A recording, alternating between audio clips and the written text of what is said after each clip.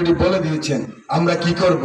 সেই পর্যায়ে গিয়ে শুধু একটি কথা বলতে চাই, আমরা যারা আন্দোলনে ছিলাম, আমরা যারা সংগ্রামে ছিলাম, আমার জামাত ইসলামী বাংলাদেশ, ইসলামী ছাত্র শিবির, বাংলাদেশ জাতীয়তাবাদী ছাত্র দল, বিএনপি এবং ইসলামিক অনেকগুলি দল, এখানেও মঞ্চে অনেকে আছেন, রামগতি এবং কমলনগরে, ভাই ঢাকা আমরা বাদ দিলাম, লক্ষ্মীপুর বাদ দিলাম, এখানে তো আমরা বুকে বুক মিলিয়ে স্বৈরাচারের বিরুদ্ধে রক্ত দিয়েছি, যুদ্ধ করেছি, জেলে গিয়েছি।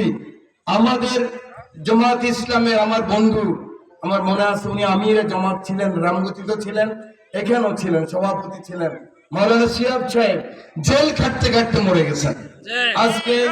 আজকে উপস্থিত নেই আমার হুমায়ুন ভাই, ভাইস চেয়ারম্যান ছিলেন, কোনোদিন চেয়ারে বসতে পারেন নাই। হোসনে আরা বসার ভাইস চেয়ারম্যান ছিলেন, কোনোদিন চেয়ারে বসতে পারেন নাই।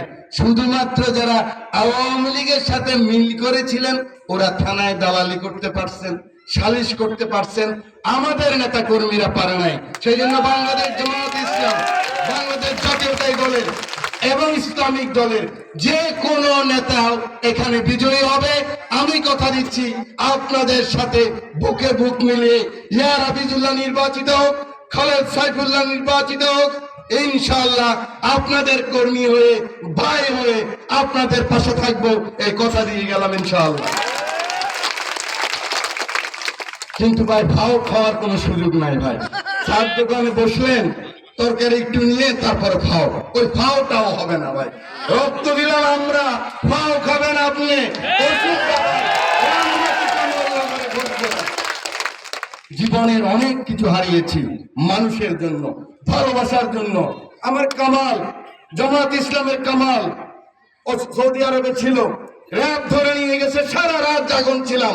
3 বার জামাত ইসলামের ইসলামিক দলগুলির বন্ধুরা আমার ভোট করেছে, অতএব আমার রক্ত তাদের রক্ত আজকে একাকার হয়ে গেছে, এখানে কেউ বাদ দিতে পারবে না।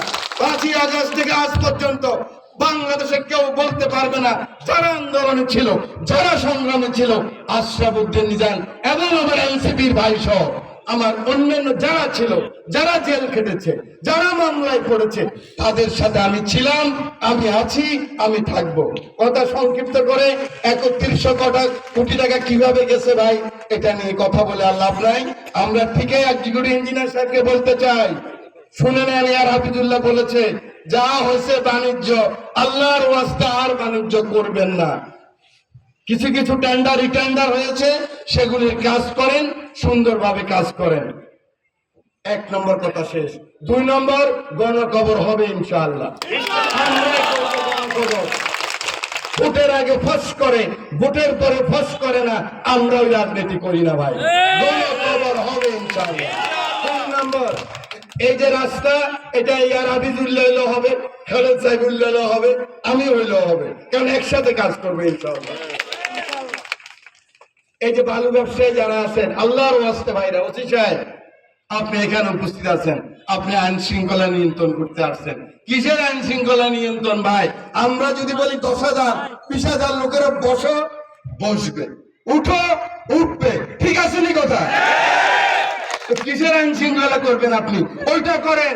বালু যারা এমনি নিয়ে যায়, এই যে বালু নিয়ে যায়, ট্রাকগুলি খালি থাকে, ওখানে যে নিয়ম, সেই নিয়ম অনুযায়ী করুক না ওসি সাহেব। সেটা করতে পারেন না কেন ভাই? কতদিন আপনাদেরকে বলেছি, আজকের এই জনসভায় বলি, কোনদিন একটা সুপারিশ করছি ভাই? বলেন আপনি ওসি সাহেব, একটা আসামি ছাড়ি দেন বলছি, একটা লোকের অ্যারেস্ট করেন বলছি ভাই, এগুলোই তো বলছি। মানুষ 5ই আগস্ট কষ্ট পাইছে, এখন একটু দেখুক না যে মানুষ সুবিধা পাচ্ছে।